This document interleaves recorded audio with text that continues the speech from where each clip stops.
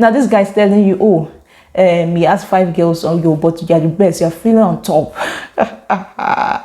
You're feeling like, I'm a winner, man. I'm a winner, man. That's somebody's song I'm singing here. Sorry. But you get my point. You are not the winner in this case. In fact, you are a loser in this case. Now, let's assume you're not here tomorrow. That Opalimio is getting married. Your husband is broken. The air you breathe has left you. Who they breathe? Oh my God, it's raining. Who they breathe? Who is what? Who is breathing? Hey guys, welcome back to my YouTube channel. You already know who it is, but if you don't know, my name is Precious Ayerinde. I film on faith, relationship, and lifestyle all the way from Dominica. Today's topic promises to be exciting, so if you want to know what it is, keep watching.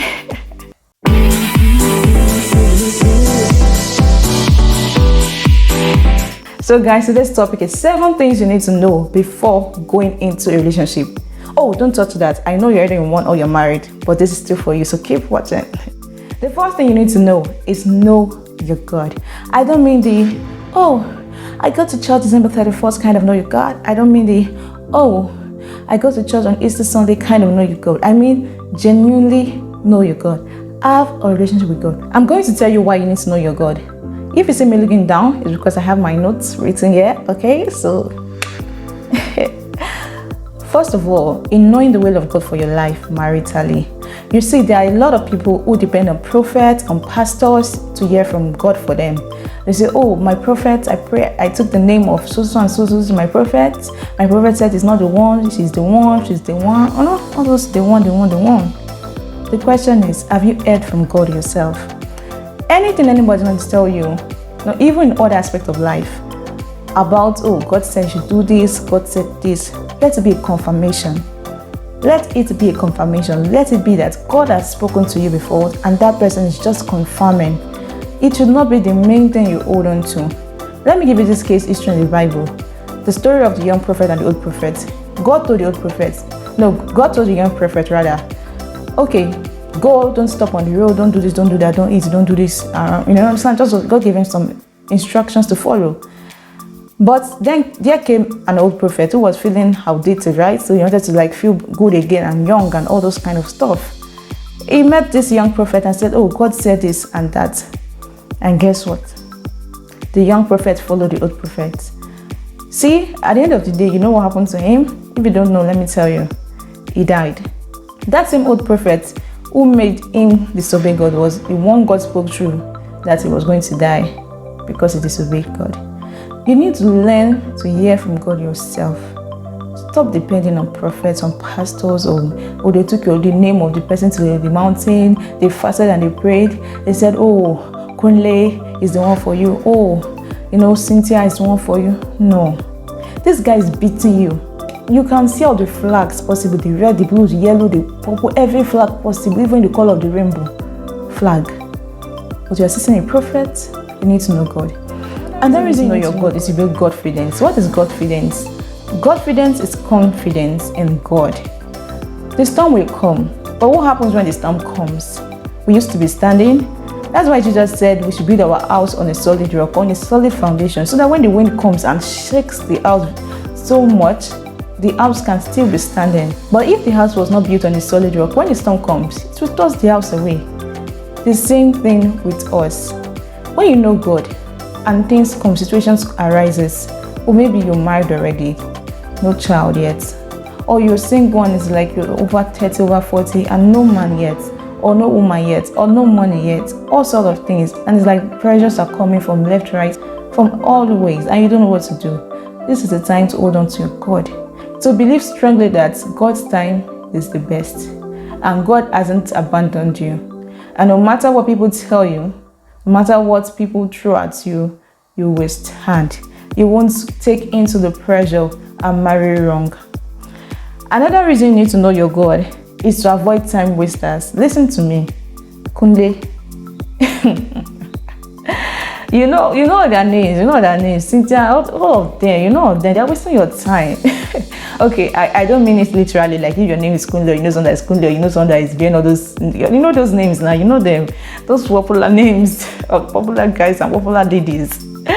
that breaks hearts. Those Yoruba demons and all of them that they talk about, and let me tell you, see, avoid time wasters. Who are time wasters? Those guys that or girls that 4 or 5 years if we're in a relationship, no marriage talk, or those that are even moving together, you give birth to first child, second child, third child, fourth child, five child, I'm sorry, but no marriage talk still, no commitment. Those are time wasters. You need to avoid time wasters. Those ones that they're dating 5 girls at the same time, you're not feeling like the best of the girls that are dating, you're feeling good, you're feeling high. He's telling you that you're better than Cynthia and Loretta. If your name is Cynthia and Loretta, sorry, the name just coming to my mouth. Or he's telling you they're better than, mention all their names. Watch out, it's wasting your time. She's wasting your time. Whoever they are, they're wasting your time. Knowing God will help you avoid time wasters. Why? Because God will open your eyes to see. God will open your eyes to see. Another reason you need to know your God is to avoid painful past. Can you look back at your past and feel like, not bad, or to you it's something so painful, so regretful? Some people have gotten married to their enemies. They've gotten married to their killers. They've gotten married to their child rapists. People they've done things in the past. They've gotten STD rates, HIV rates. They are going through the pain even till now. When you know God, you'll be able to avoid unnecessary pain. And that reason you need to know your God is to discern. Is to be able to discern. You see those red flags, yellow flags, blue flags, purple flags, indigo flags, every flag. God can open your eyes to see. The Bible says the heart of man is desperately wicked. Who can know it? Do you know what I'm thinking about right now? You have no idea. I don't even know what you're thinking about right now. Maybe you want to unsubscribe. Don't unsubscribe. Hey, don't try it. Please, if you've not subscribed, subscribe, okay? Okay, on a more serious note, to be able to discern properly, you need to know your God. It's not just, when it's not time for a relationship, you not start going to church and trying to know these things. No. For your personal consumption, for your personal life, for other aspects of your life, you need all these things. So you need to know God ahead of time, even before it's time for all these things, You see, all those Mark Dreamish, Mark Steamish, some of them are Mark Satanish, Mark Devilish. They are not real. They are snakes under green grass. So you need discernment. And when you know God is when all these fruits and gifts and everything begins to come in. Let's move to the second thing you need to know before going into a relationship. And that is know yourself. Know yourself goes hand in hand with the first point, which is know your God. Why? Because you did not make yourself. God was speaking to Jeremiah and he said that before he formed him, he already knew him, he already ordained him a prophet. The same thing with you and I. Before we came on earth, God already had a plan, he already had a purpose. Now you see, purpose is important. In the place of purpose, you can meet the right person for you. What do I mean? It could be like, you are going to become a doctor, you're going to become a banker, a lawyer, or you're going to be in drama ministry or in this ministry and all those stuff. Okay, let me give you an example of a popular man. Story, say story. Story. He said, once upon a time, say time. Once upon a time, time. There is a man. His name is Mike Bamiloye. Mike Bamiloye, you can Google about him, you can check YouTube. If you've heard of the Mount Zion movies or the Mount Zion ministries, they are the ones. That's him, that's his family. Now, Mike Bamiloye, they are drama ministers. They are from Nigeria, but they are international. One thing that strikes me about their family is the fact that virtually all of them married in the place of purpose. For Mike Bamiloye, that's the founder, right? He met his wife while in the ministry, while serving God in the drama ministry. His wife was in drama ministry. Funny enough, the wife was meant to have traveled abroad to get married to a lawyer. But that's the thing about being in the place of your assignment, in the place of your purpose. They were able to meet. So they met, they got married, they gave birth to 3 children. The first, Damilola Mike Bamiloye, the second, Joshua, and the third, Darasimi. Now we got to know these 3 children.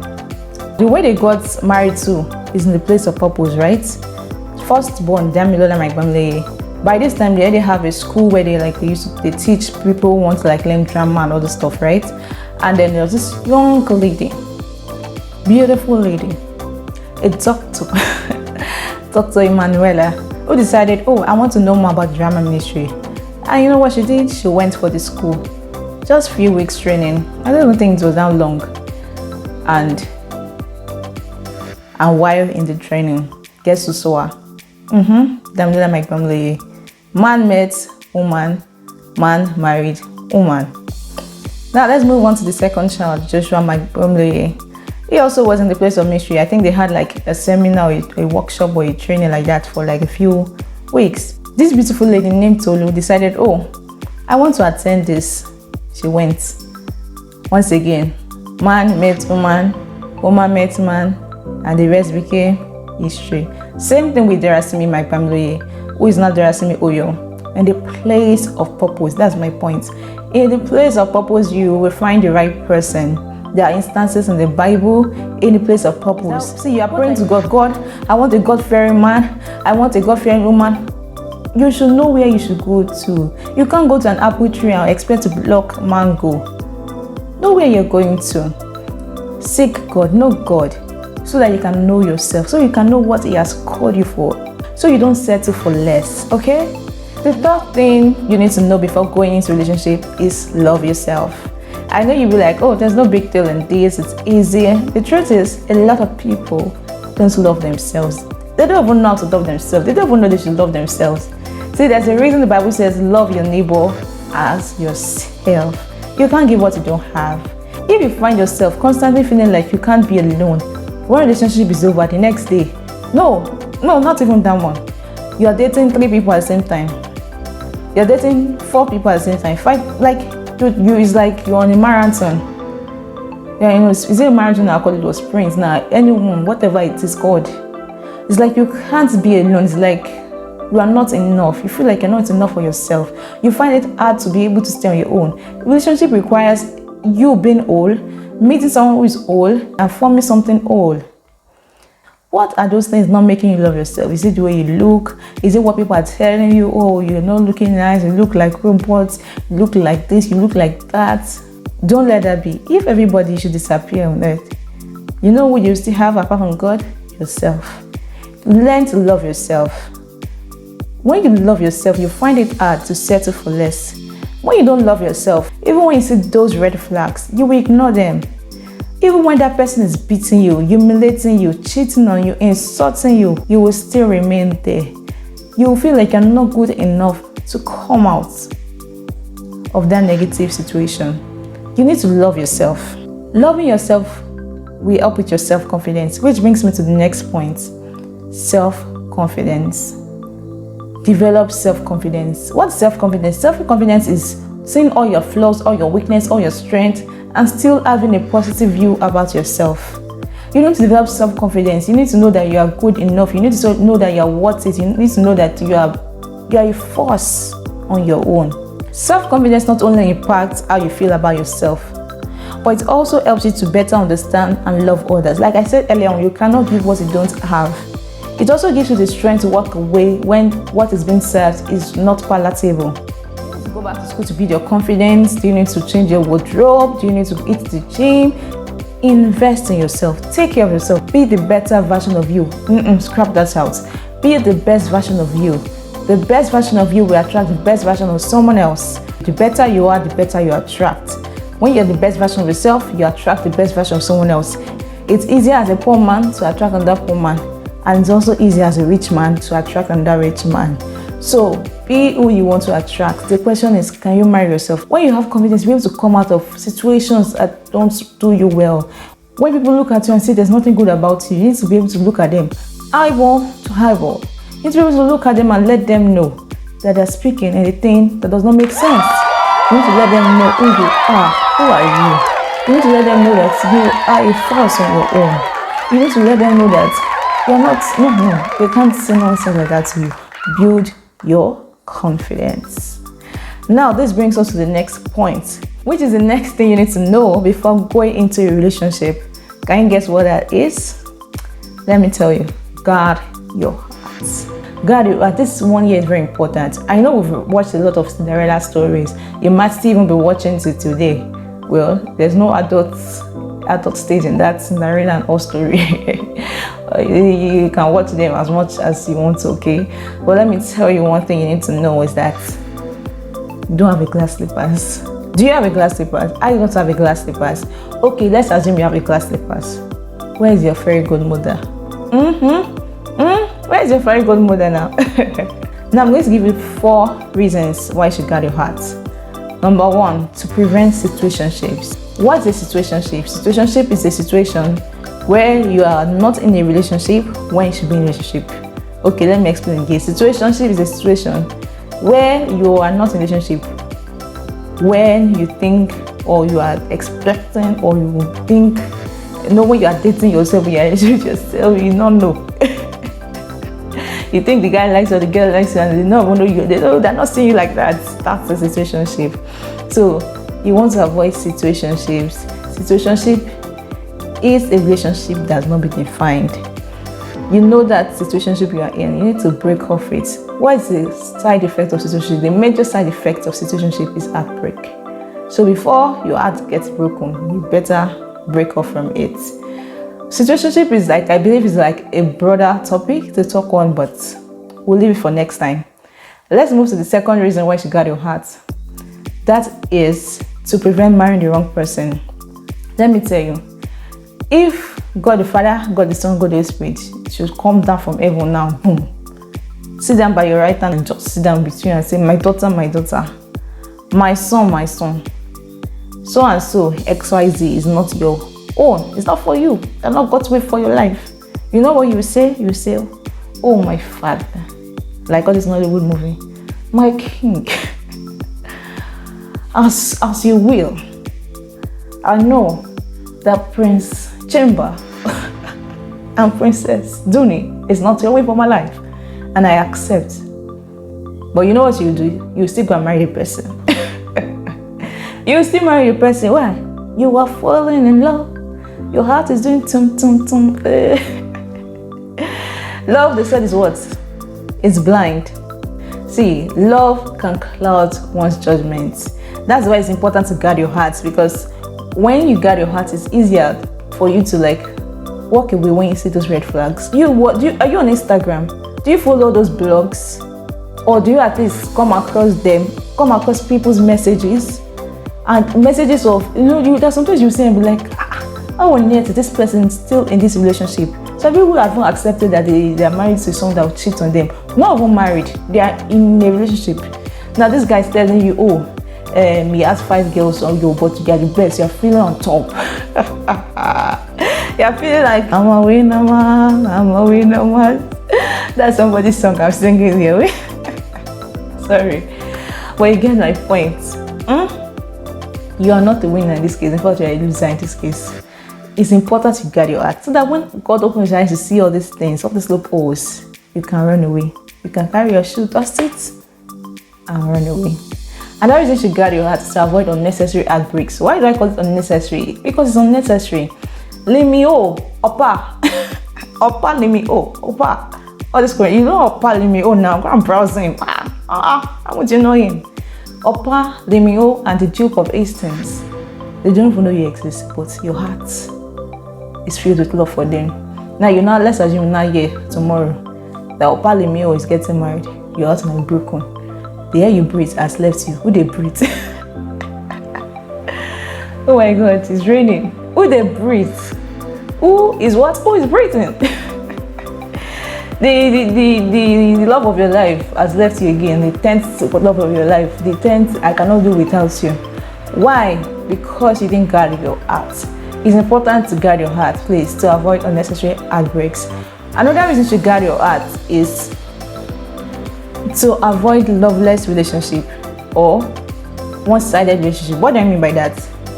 Relationship whereby it's like you're not pushing. You can see that this person is not giving their best, or they're not committed, or they don't even love you. Why does this happen? Sometimes it happens in a situation whereby either you as the lady or you as the guy, you make it so obvious that you like the person, and because of that, maybe the person is coming out of a relationship and or they are coming out of something that really maybe took them really down, and all of a sudden they see that you are available, so you become the rebound person, or the person they just use it to to catch cruise, or to just take out, or to just calm themselves down from whatever they're going through, but they don't love you. So it's important you guard your heart. This brings me to the 6th thing you need to do before going into relationship. You want to guess what it is? Guess. Have you guessed? Have you guessed? No, have you guessed? Have you guessed? Okay, let me tell you. You need to learn to look good and consistently look good. Okay? Now, this one will require your money. It will require time and patience. Why do I say so? For instance, you might need to change your wardrobe. You need money. You might need to eat the gym. You need to be patient. All those limits that they'll say within 1 week. Don't kill yourself. Be patient. Take it one day at a time. So you want to learn all these things. You want to work on yourself to get to the extent where you look good. Where you can see yourself and say, oh yeah, I can marry myself. Oh yeah, I'm good. It will also boost your confidence, which is why I talked about investing in yourself when I'm talking about confidence. So please, you need to learn to look good. Look good. If you're in Dominica, hairstyle collection is there. You can change your wardrobe. All those things and all those good stuff. And another reason why you need to look good, especially for ladies, is because men are attracted by what they see. Men are attracted by what they see compared to women who are attracted by what they hear, more by what they hear. And even as a married person, you want to consistently look good, whether you are married or not. And being married does not mean you should just let yourself go, right? There are times, yes, you'll be tired and you have things to do. Maybe even you have children, you don't have the time. But as they just put in your mind that you're not going to let yourself go, you're not just going to let yourself, just go like that. You're going to put the effort and the work when you need to and consistently look good. Like I said, it requires money, it requires patience. So be patient, you get there. The 7th thing you need to know before going into a relationship. Ladies and gentlemen, brothers and sisters, avoid the naysayers. Learn to avoid the naysayers. What do I mean? All those uncles and aunties. It could even be your friends, it could be your parents. Those people who will ask you, when will you marry? This year, next year. When will you? When will you? You know what you need to tell them? You need to tell them, ask God. Did I create myself? You need to ask God. See, on a more serious note, you need to learn to avoid naysayers, to avoid pressures. People have gone into the wrong relationship. People have married wrong because of this pressure. When you're not ready for something, don't do it, irrespective of who is pressuring you. When you get married, don't be there with you. You're not ready for marriage. Don't be pressured into it. Avoid pressure. Pressure, see, it's your life at the end of the day. All those people that think go and marry, they'll eat that rice and whatever they want to eat on their wedding day, and that's it. The day you have financial problem, you go to them, they might answer you. The next day, they might answer you. This is the third time, they might not answer you again. They might tell you to your tent or Israel. Everybody with their own problem, go and face your problem. Guys, these are not all you need to know before going into relationship, but these are the 7 things I believe you should know at least before going into relationship. And I hope you've learned a thing or two. I also pray for the grace and the strength from God to be able to do His will, to listen to Him. When you see the red flags, to be able to, listen to God and come out of any unhealthy relationship or situationship. I pray that the Lord Himself will lead you, make things easy for you, and help you not to make mistake and marry wrong, and also help me and every one of us to marry right. Anyway, guys, so yeah, it's a wrap. This is the end of the video. I really hope you share this video. Let people learn, let people know, let people grow. Let the society become better, because society starts from the family. When you marry right, you give birth to children who also do right, and the society becomes better. So guys, I will see you in the next video. Please don't forget to like, comment below, let me know what you think. What did you learn so far? Don't forget to subscribe. Please subscribe. Turn on your post notification and put it on all, so that anytime I post, you get it ASAP. Okay? And don't forget again to share this video. Please share this video. Let's get to 1,000 subscribers as soon as possible. Don't you want that for me? Because I want that for you if you're on YouTube. Anyway, guys, thank you so much for watching. I'll see you in the next one. I still remain Precious Ayonde. From me to you, it is bye. What is Godfidence? Godfidence is confidence in God. See, there's nobody on earth that is not going through one challenging. Jesus, I watch you as you drive.